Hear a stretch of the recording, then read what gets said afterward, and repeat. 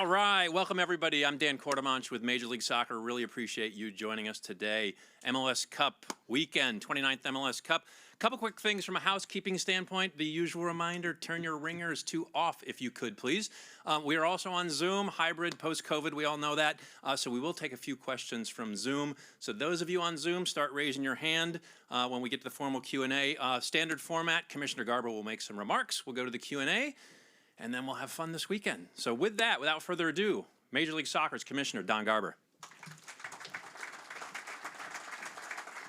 Thank you, Dan, and welcome everybody.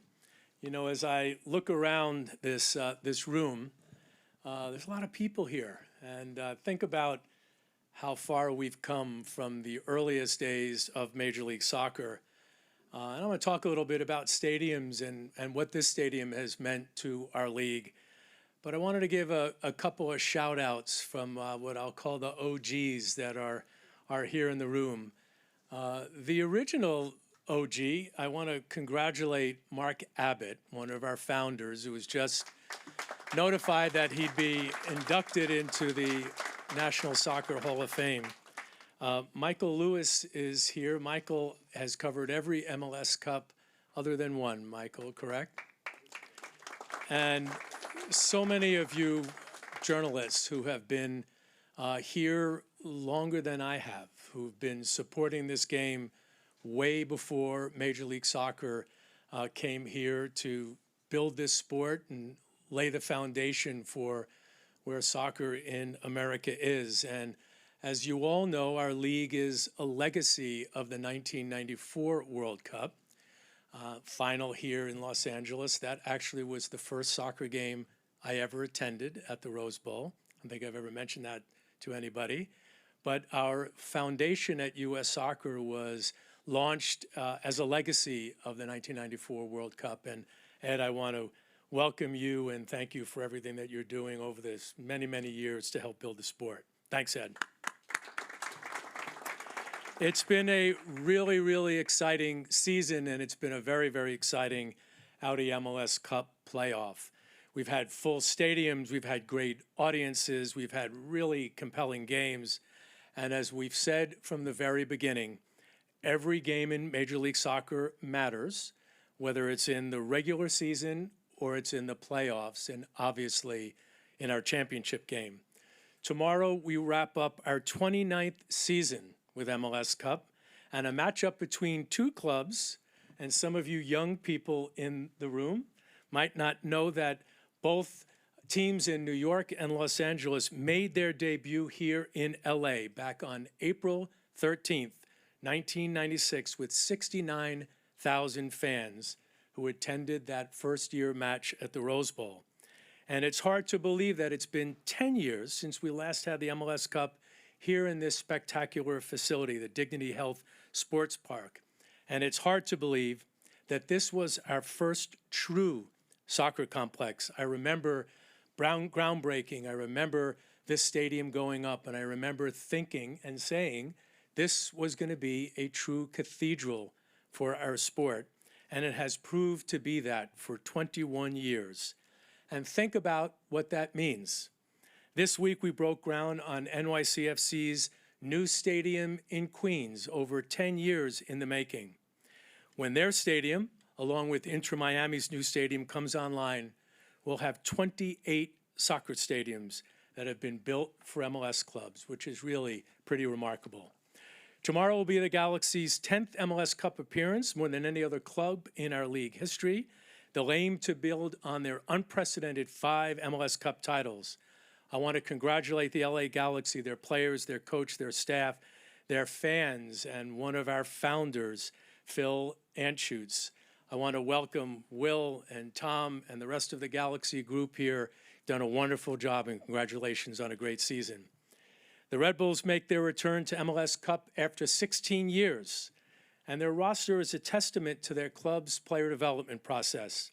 Regularly, this year featuring 5 starters from the New York, New Jersey metropolitan area. And Emil Forsberg, one of the Bundesliga's most celebrated players, an important member of the Sweden's national team, has really played a key role in the Red Bulls' success this year. And I don't know if any of you know this, but over 2,000 Red Bull fans will be traveling here to LA to support their players and their club.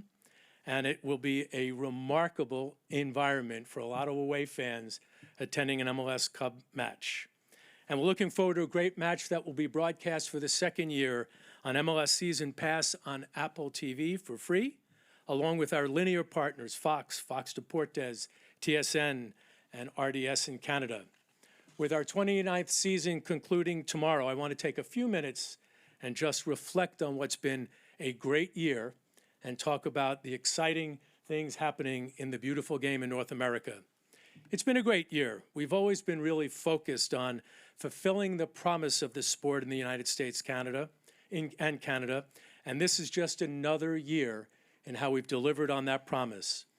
This year, we'll have the second highest attendance of any soccer league in the world, with over 12.1 million fans filling our stadiums this year. However, the growth extends beyond attendance. Off the field, we set new benchmarks in sponsorship, in consumer products, and digital engagement. This speaks to the rise of the commercial value of soccer in the United States and Canada, which has always been a major focus of ours.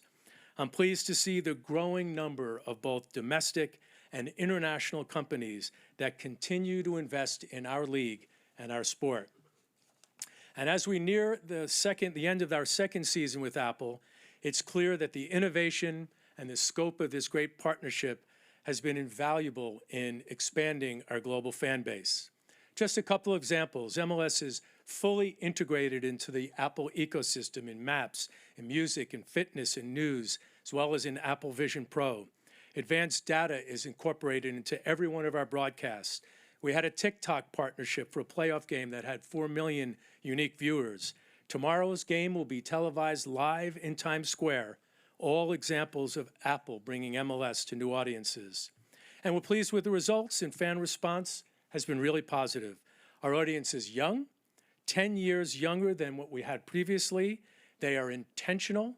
They watch longer for an average of 65 minutes a game. 90-minute broadcast, 65 minutes our fans on Season Pass are watching our matches. And a key objective when we started in this journey with Apple was to have a fan-friendly and predictable schedule. We had 63 different start dates and times, and today our games are primarily on Saturdays and a handful of Wednesdays. That's been fueling our growth and driving our fan engagement. We couldn't be more excited about the quality of our broadcast. Remember, every game is now a global game, with the terrific MLS 360 in English and Spanish and French in Canada. Think about that. Every game is like our national game, and there's 600 of them.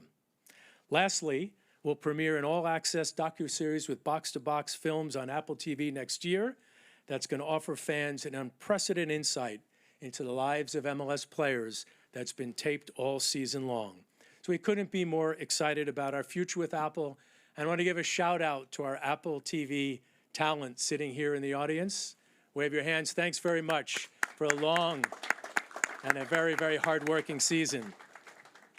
On the field, we remain focused on MLS being a league of choice for both elite international players and young domestic talent.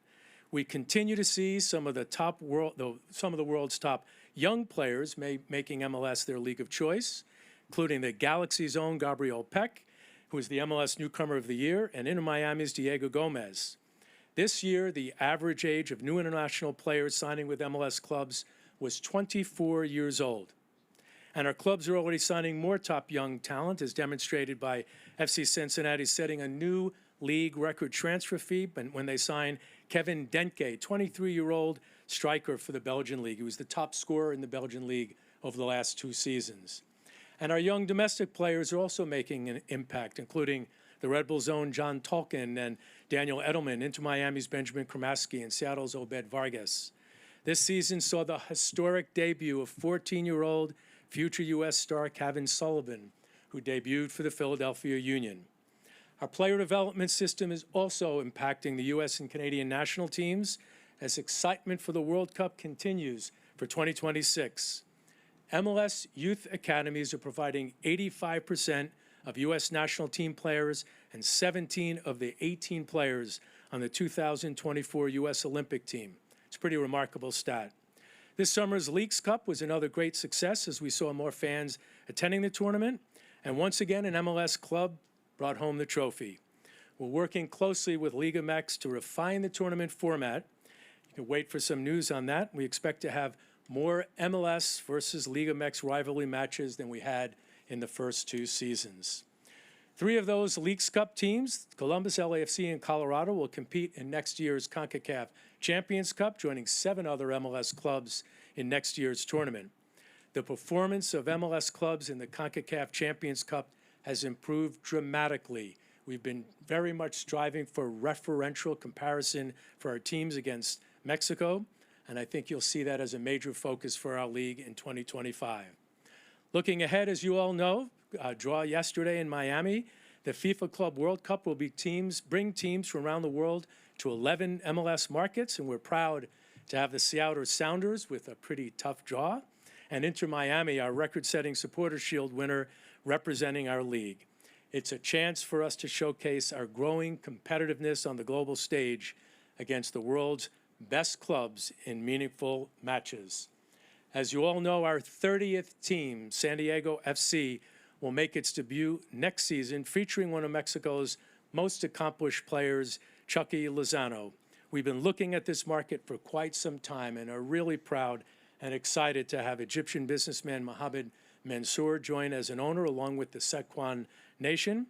And they're currently constructing a brand new training facility in San Diego in partnership with the Right to Dream. In 2026, the world will look to North America as we host the FIFA World Cup, with all 13 host cities in the U.S. and Canada located in MLS markets. Over the next 2 years, North America will be the epicenter of global soccer. Our league, our clubs, our players, and our fans are all committed to working together on this path to the world's biggest sporting event. We have an unbelievable opportunity to create this great trajectory and create even more momentum as we continue to grow our sport and our league for years to come. So thanks for joining us. I think my speech was longer than Dan had hoped, but I'm ready for some questions. All right, for our journalists in the room, raise your hand. We'll go first to one of the deans of MLS Cup, Mr. Steve Goff. We'll go around the room. Those of you on Zoom, raise your hand too. We'll get to you in a little bit, but clearly we're going to go to preference.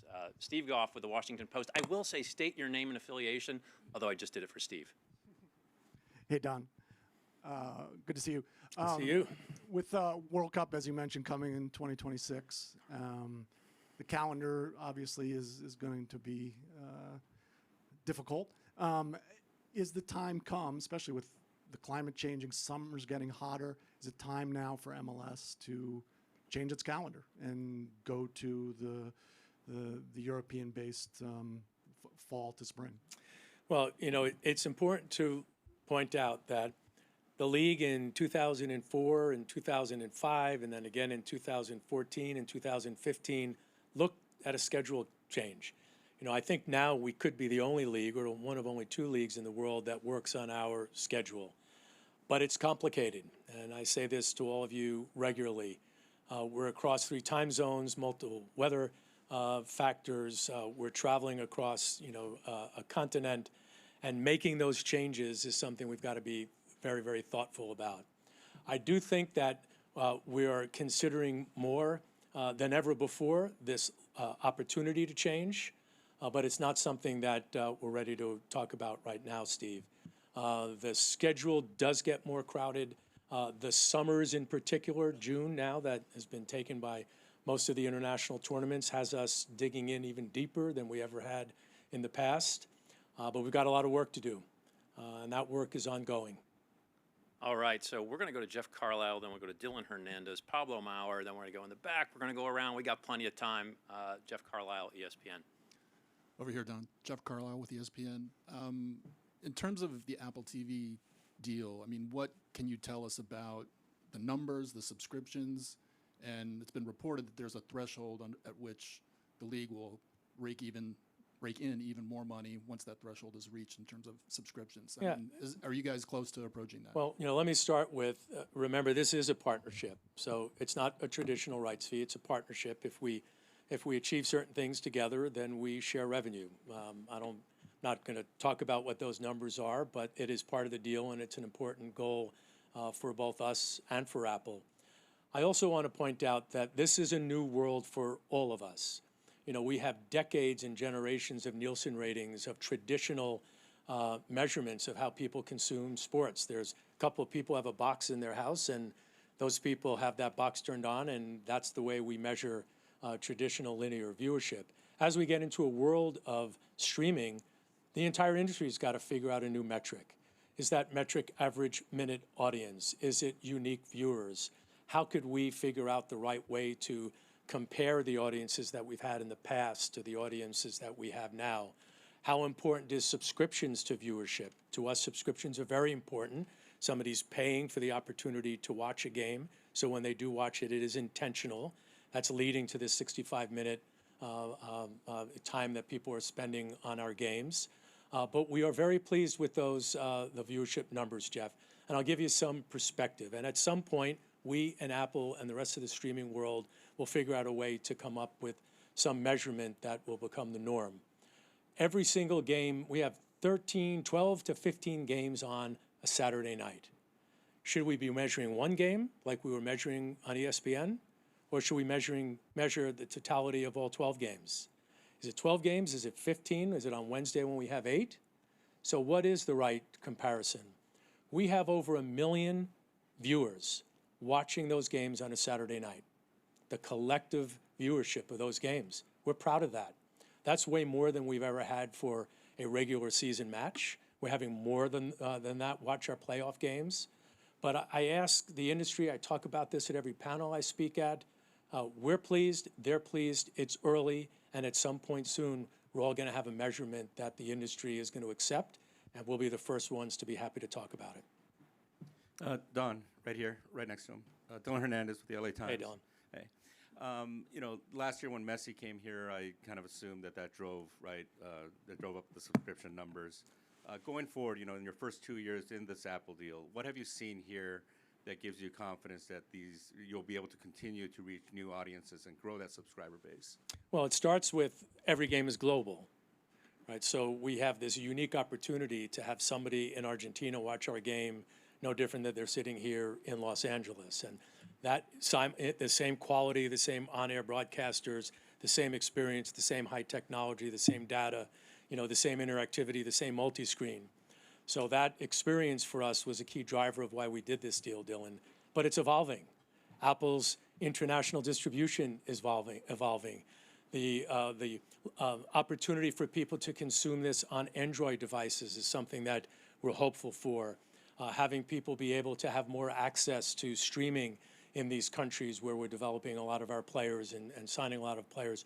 All of this is part of a process. If I look back as to where we were, we had 60 different start times. We had 28 of our teams with local broadcasts that were scheduled the way local broadcasters wanted them scheduled. And that might mean, or one of our national broadcasters, that might mean in Houston, in the summer, we had a game at 12 noon. That didn't make sense for us, didn't make sense for our players, didn't make sense for our viewers. So we're very much leaned into this idea of destination viewership, intentional viewership, a partnership with a company that understands the customer relationship and is just getting into this business. So we're patient. I don't know how patient the media is, but we're patient and we're committed. Don Pablo Mero from The Athletic. Just a couple quick questions. The first one, obviously the World Cup, we're pretty much to the day 18 months out from the start of that. And it's being viewed obviously as this huge inflection point. You just spoke about it being a huge opportunity for the league. Do you think the league has done enough to equip itself and its teams to kind of maximize any potential gains for that? I know in the past you talked about, for example, wanting to double the league's fan base by 2027. That's been said. What exactly does that mean specifically? And then just one more quick question: the Club World Cup you mentioned. Do you think that this league's clubs are equipped and ready to really truly be competitive with clubs from Europe, not just clubs from South America? Well, there's no question when I was at the draw yesterday, and I saw something in the news today about transfer market values of each clubs, and clearly MLS teams are at the lower quadrant of transfer market value, and that's something over time that I hope to be able to see continue to grow as our teams are investing more in players and hopefully generating more revenue to justify that expense. We're working on ways that we can provide each team with some opportunity to be more competitive. We'll talk about that a bit at our next board meeting, which is next Thursday. So stay tuned on that factor. I think it's a very good question on what are we doing on the business side and on the competitive side. And there's been a year work on what kinds of things do we need to do specifically to grow our fan base. What does it mean now that we have a direct relationship with the consumer? How could we lean in better to data? How do we have a more structured infrastructure and investment in that infrastructure for our teams and for our league to be a funnel to collect information about fans and talk to them about what matters to them so that we can convert them from being a soccer fan to being an MLS fan? How could we work with Apple to have more content and other partners like Bleacher Report and OneFootball to have more content that would promote and tell the story about our players, similar to what we're doing with Box to Box?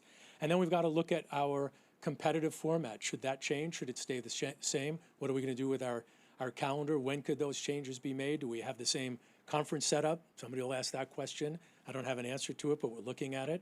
Now that we'll have 30 teams, do we have the same playoff format? Maybe we don't. But all those things will go into, a pathway to grow our fan base and make our league more competitive. All right, the next question will go to Sophie, and then we'll go to Paul Kennedy, and we'll continue. And then at some point, those of you on Zoom, we will get to you. Sophie. Sophie for TalkSport. Hi, Don. Right here. Where are you? I'm here. Oh, there you go, Sophie. Hi. Hi.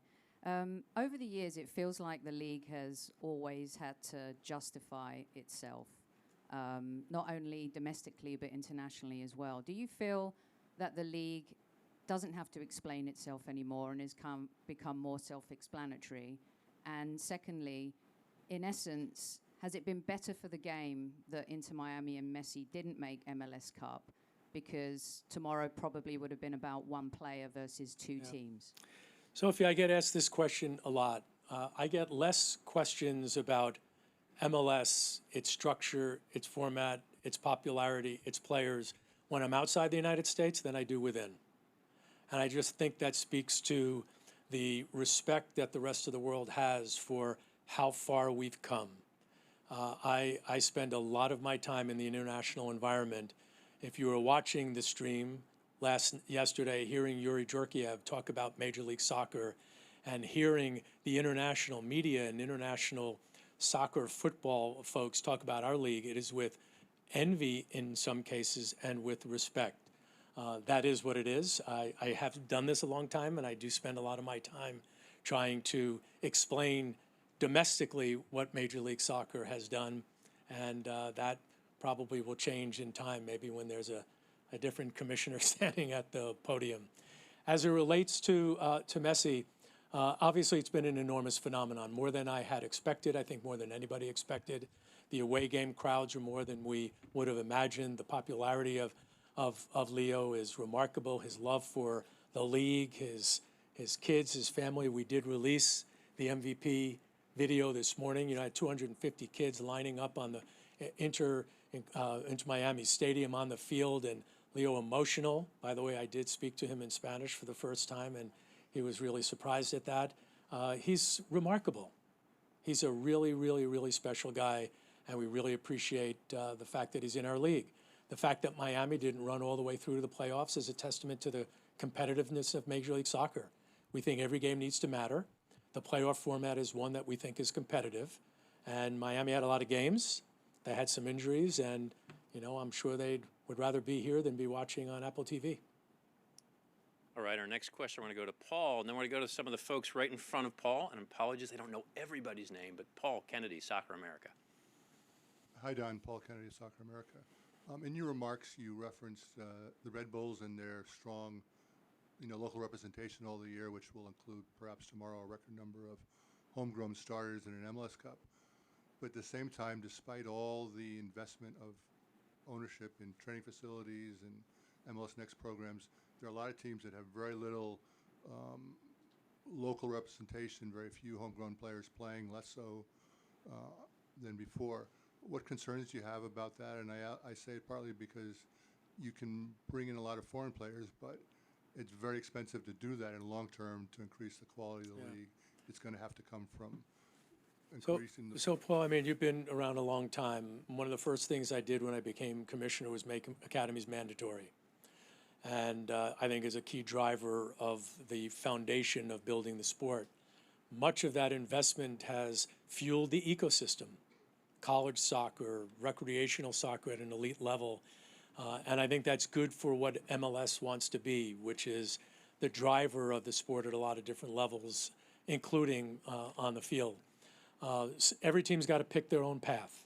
And Philadelphia has a path that's different perhaps than the LA Galaxy, or might be different than the Red Bulls, or different than LAFC, or different than the Chicago Fire. And it needs to resonate with their fans. It needs to resonate with what they're trying to achieve on the field. And the idea that back in the day, and you remember this, where the MLS was determining what teams looked like and what designated players they had or didn't have, this is all about them. They have to make the decisions that work for them.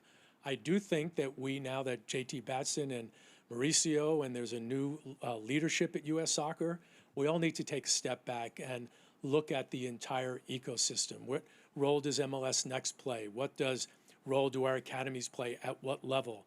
We have chief soccer officers like Will and technical folks that are working on the academy level. We have coaches that all get together and talk about this. And frankly, we need to justify what has been over $100 million a year in investment underneath the first roster. And we've got work to do to ensure that that's going to make sense. That's a contribution that Major League Soccer is making to the sport. So, Sophie, to your question, people don't really fully understand what these clubs are doing to build soccer in the United States and Canada. It's remarkable. All right, our next question, we're going to go to Michael, who is right in front of you, Paul. And then we'll go to Pardeep after that. Commissioner, Michael Batista, New York Sports Nation, Hudson River Blue. Considering recent remarks by multiple MLS head coaches and front office members, do you think next year, especially with the schedule, with the Club World Cup happening in America, we could be heading to a system where teams have to either be in the CCC, the Leagues Cup, and the Open Cup? Do you think that we're going to have maybe teams playing in only one of those competitions next year versus playing in two or all of them? Yeah, this speaks to the calendar question. So for somebody who is going to answer it, we will participate in the U.S. Open Cup again next year. We will likely have more teams, and believe that tournament play, if we could manage it with 30 teams, where at least each team is in one tournament, is good for the club, it's good for the fans. We want teams to have an opportunity to lift a trophy. And maybe if some of them could lift multiple trophies, that's a good thing. But it is going to be nearly impossible for all teams to be able to participate in all tournaments. There's just not enough games during the schedule, with or without any change in the calendar. All right, we're going to go right up front here, and then we'll go to the gentleman right behind you, and then we're going to go to Zoom. Hi, Pradeep Khatri, CBS Sports. Just touching off of that, I know you mentioned that the Leagues Cup format is going to change. I assume you're not going to tell us what those changes are, but can you get into the reasoning behind why those changes needed to be made, or why you felt like doing that? Yeah, I think we need more MLS versus Liga MX matches. That was really the point of the Leagues Cup in the beginning.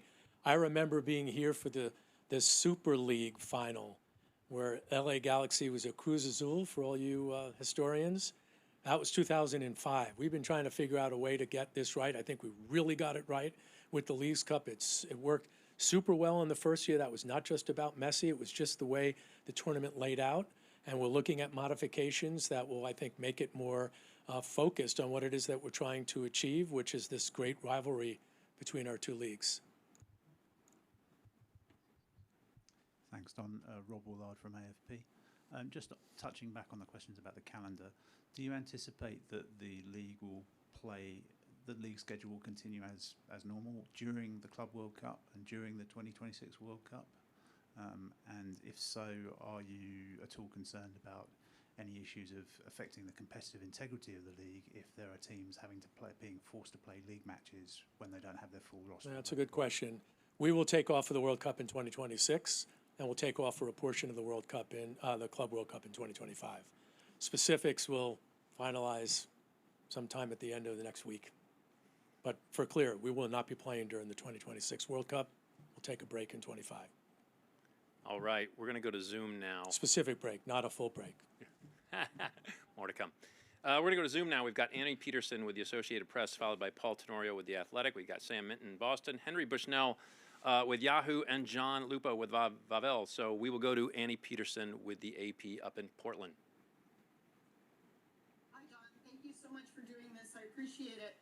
I have kind of a random question. I wanted to, the National Women's Soccer League eliminated the college draft starting this year, and MLS would be inclined to do so given the growth of the academy system. Was that a question? Will we be inclined to do so, Annie? Yes. Well, we've been de-emphasizing the Super Draft since the early days when we had this spectacular show and threw the scarf on so many players. Frankly, I thought those were great historic moments in our league's history. Down to last year, we went to people's homes, and as we sign more and more players out of our homegrown system and have more of these mechanisms for our clubs to sign young international players, I think you'll continue to see a de-emphasis on a specific draft. That doesn't mean we're not going to draft players when they come out of college. I still believe that the ecosystem is important, and I know U.S. soccer is getting more focused on college soccer. I think that's smart. I haven't spoken to Jessica as to why they eliminated it entirely, but for us, we'll still have some form of a super draft, but the majority of our players will come from our academies and from different discovery mechanisms.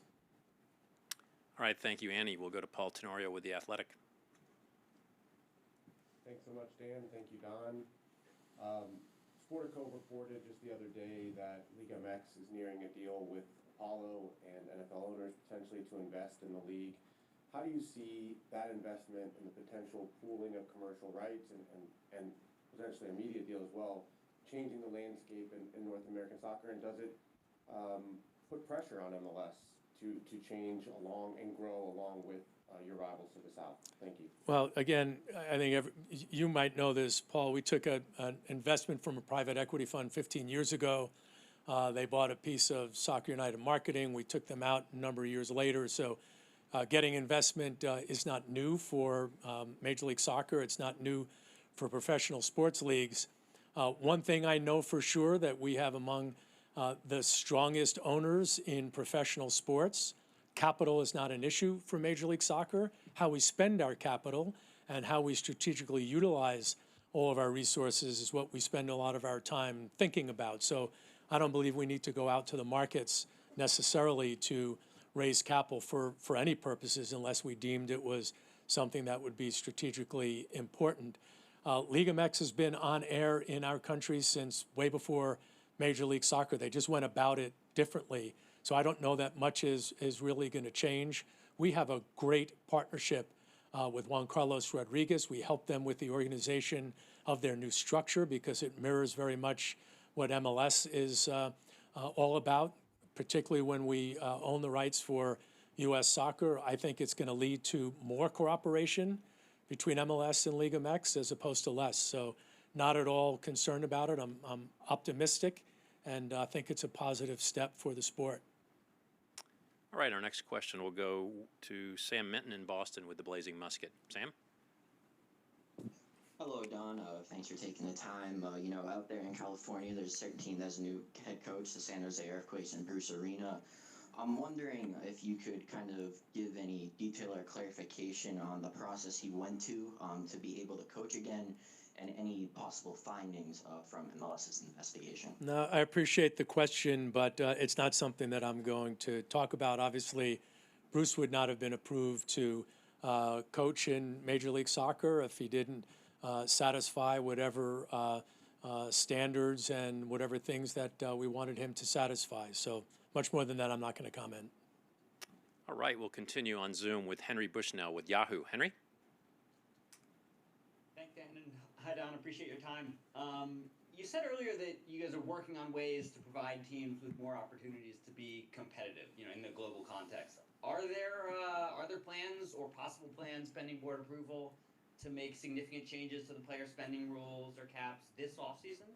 And if the answer is that you can't answer until after the board meeting, I guess more generally, have there been any significant shifts over the past year in the thinking on whether or not to accelerate the player spending? No, I wouldn't, Henry, say it's significant. There's discussions going on. I wouldn't put it in the category of significant. MLS is constantly, every year, looking at ways that we could incentivize our teams to, use their resources better, to be very, very productive and efficient. We're in the middle of a collective bargaining agreement with the MLSPU. We've got a great relationship with them, but I don't anticipate anything significant happening in the next couple of years. All right, we'll continue on Zoom with John Lupo, followed by Alex Silverman. Then we'll bring it back into the room for a few additional questions. I believe we've got some folks in the back, so we'll turn it over to John. Don, with San Diego coming into the league next year, just two-part question. Number one, what are your expectations for them? What do you feel they bring to the league? And with the success that St. Louis had in 2023, Charlotte's franchise is coming along nicely. Austin, within the first 2 or 3 years, made the conference finals. What do you think should realistically be the expectations for them as they prepare to enter their first MLS season? The expectation we want the most is for them to be relevant, to them to matter with a new fan base, to have an exciting brand, to get that stadium rocking, to spread the energy of Major League Soccer south of these two great teams that we have in Los Angeles and getting closer and closer to the border. So when I look at these things, I look at them broadly. I want the team to be exciting. I want people to be paying attention to them. And that's going to be up to, Mohammed. It's going to be up to Tom Penn and the rest of the group. But we've had great success launching leagues. I expect we'll have great success with San Diego. All right, we'll continue. Final question on Zoom. We'll go to Alex Silverman with the Sports Business Journal. Then we've got some folks in the back there, and we'll round it out. Alex. Hi, Commissioner Alex Silverman from Sports Business Journal. You talked a little bit about with the Apple deal, kind of your core fans who are tuning in, being more engaged and being more intentional. How do you feel being primarily on a paywall service has impacted the league's ability to reach casual fans and kind of introduce more people to the product? Well, what we have really is a communication problem, Alex. We have 6 to 10, 12 free games every week. And we're not doing a good enough job letting people know that.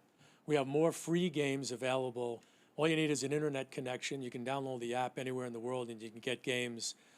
So I think we have more exposure, free games exposed now than we did prior. Right? You had to have a cable subscription or you might have to buy a sports streaming subscription. This is new. And we've got to work with Apple, we've got to work with our clubs, and we've got to work with our partners to get more and more exposure to what we think is a great product. All right, our next question, I believe we were going back to the second to last row, if I'm not mistaken. No. All right. We'll continue around the room. We'll come right up here, Justin. Gentleman right here next to Steve Cangelosi. And apologies. That's Jerry Hawkins. That's bright lights. Sorry, guys. Don, Jerry Hawkins from Kicker Magazine. With the 30th year approaching, I know you weren't around since the very beginning, but you've been in charge for the vast majority of these years. You've seen the coming of Beckham, the coming of Messi, but what to you has been the most significant thing to have happened in this league in your time to bring it to where it is today? Well, I'll tell you a fun story. We were taping something, I don't remember what it was for. Doug Logan was in the office, who was the commissioner for the first several years. And Doug said to me, Don, even though you've been the commissioner for 25 years, I was the commissioner for 3 or 4, and I could have gotten my degree in nuclear engineering, and I could have piloted a nuclear sub, but nobody would ever think that I knew anything about soccer or that I should be the commissioner of a professional soccer league. So it has been a long journey over these 25 years. And when I came in the very beginning, the goal was to build a soccer nation. You know, we talk about our brand all the time. It was a League for a New American to build a soccer nation. To me, those are the things that I care the most about. Were we a league that offered something different than the other leagues here in the United States and Canada? I believe we are. Have we built a soccer nation? I believe we have. You know, I have seen the rest of the world come to our shores to develop players, to get sponsorships, to play games, to capture the energy of everybody in this country that over the last 25 years has become a fan. And I think MLS has been one of the key engine drivers of all that energy. I also thought from the very beginning that some of the original guys, I don't know how many of them are here today, Tab and Alexi, and they came back to John Harkes, they came back to Major League Soccer, and they played and they didn't have jobs. And today we have hundreds and hundreds of players that are working in the league, if not 1,000. We have a bunch of folks sitting in the back of the room that played in Major League Soccer, and now we're earning a living as a broadcaster because of our league. And that probably, to me, is the most exciting aspect of that, not the least of which is thousands and thousands of employees that are basically making a living because Major League Soccer is their company of choice. That's what I think is, for me, what I care the most about. I'll be doing it for a couple more years, and then I look forward to the next guy or woman sitting up here and taking all your questions. On that Thank note, you. that's an excellent way to end today's press conference. Journalists really appreciate you coming Thanks out. for your Those time. on Zoom, we Have really fun appreciate tomorrow. it. Enjoy this weekend.